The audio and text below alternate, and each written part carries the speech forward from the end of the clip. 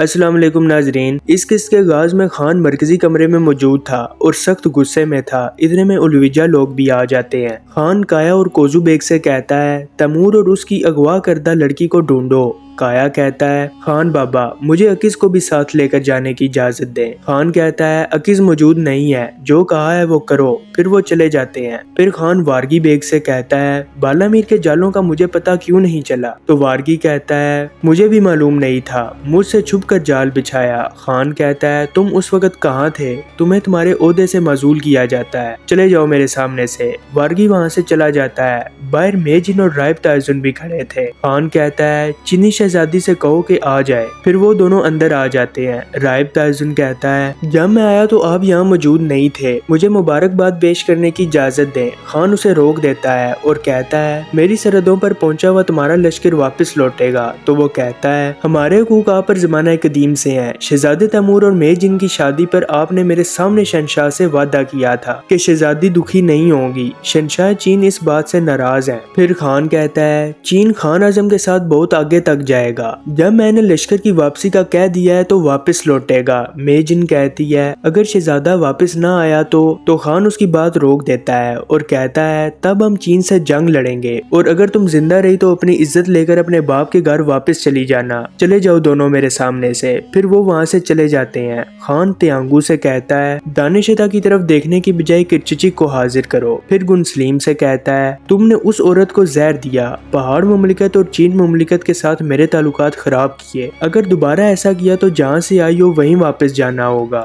جاؤ یہاں سے۔ پھر وہ بھی وہاں سے چلی جاتی ہے۔ اتنے میں کرچچک اندر داخل ہوتی ہے۔ خان کہتا ہے توتکا کو زہر دینے کے لیے گنسلیم کو زہر فراہم کیا تم نے، سب کو میرا زخم دکھایا، اور اب تم محل میں رہ کر میرے بیٹے سے شادی کرنا چاہتی ہو۔ کرچچک کہتی ہے عکیز نے میرے سے وعدہ لیا تھا۔ پھر خان کہتا ہے عکیز کا نام میرے سامنے مت لو، کوئی شادی وغیرہ نہیں ہوگی۔ تیانگو سب آباد سردار کو خبر کرو، آ کر میری بھتیجی سے شادی کر لے۔ یہ سن کر وہ حیران رہ جاتی ہے۔ پھر وہ بھی وہاں سے چلی جاتی ہے۔ خان جانے لگا تھا تو الوجہ اسے روک لیتی ہے اور کہتی ہے آپ کیا کر رہے ہیں؟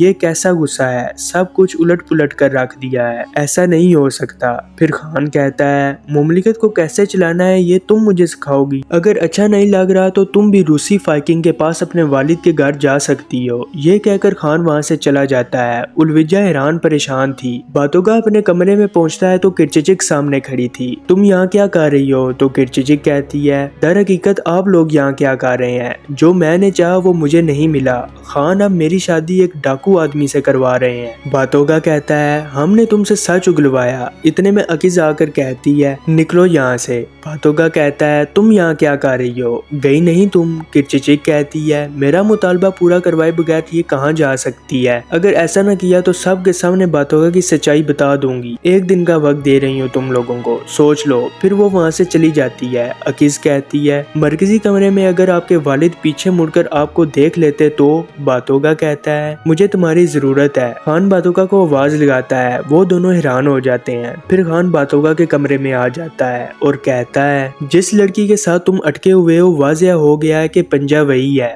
سنا تم نے؟ پھر کہتا ہے لیکن تمہارا قصور نہیں، عکیز نیچے چھپ گئی تھی، میں نے اس پر بھروسہ کیا لیکن اس نے بھی مجھے دھوکہ دیا۔ زندگی میں میں نے تم پر، تلسم شہزادی پر اور عکیز پر بھروسہ کیا، لیکن ان دونوں نے مجھے قتل کرنا چاہا۔ اچھا ہے تمہاری عقل نہیں ہے، ورنہ تم بھی مجھ سے جھوٹ بولتے۔ پھر کہتا ہے کیونکہ اس زندگی میں مجھ سے جھوٹ نہ بولنے والے واحد تم شخص ہو، شکریہ بیٹے۔ پھر خان وہاں سے چلا جاتا ہے اور جاتے جاتے کہتا ہے اس لڑکی کو بھول جاؤ، کیونکہ اگر میں نے دوبارہ دیکھا تو اسے قتل کر دوں گا۔ عکیز باہر نکل آتی ہے۔ اگر میں انہیں نظر آئی تو کوئی موقع نہیں ملے گا۔ باتوگا کہتا ہے کرچچک کا راز فاش کرنے تک ہمارے پاس صرف ایک ہی دن کا وقت ہے۔ عکیز کہتی ہے کیا کریں گے ہم؟ تو باتوگا کہتا ہے ہم نانا کی قبر کھود کر ان کی مہر نکالیں گے اور بابا کے سامنے سب کچھ ثابت کریں گے۔ عکیز کہتی ہے چھپ کر وہاں جانا ہوگا۔ باتوگا کہتا ہے کیوں؟ تو کہتی ہے کہ چولبان خاتون نے مجھے قبیلہ بدر کر دیا ہے، میں بغیر وطن کے رہ گئی ہوں۔ باتوگا پریشان ہو جاتا ہے اور یہاں اس قصے کا اختتام ہو جاتا ہے۔